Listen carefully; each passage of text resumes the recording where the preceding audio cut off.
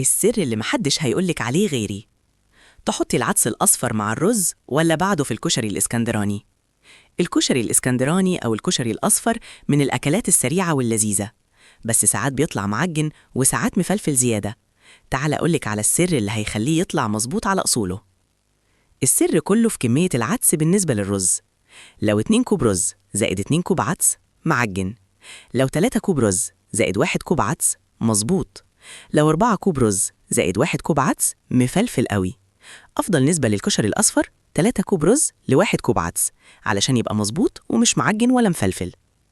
طريقة التحضير: المكونات: 3 كوب رز مصري، 1 كوب عدس أصفر، بصلة مبشورة، 3 معالق زيت، نص معلقة كمون، ملح حسب الذوق، مية تغطي الرز بعقلة صباع.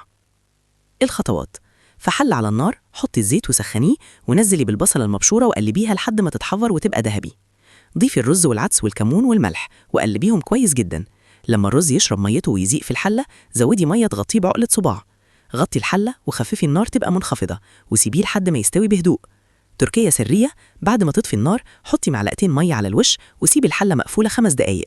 البخار هيخلي الرز يفك لو كان لازق ويبقى مفلفل وخفيف زي القطن.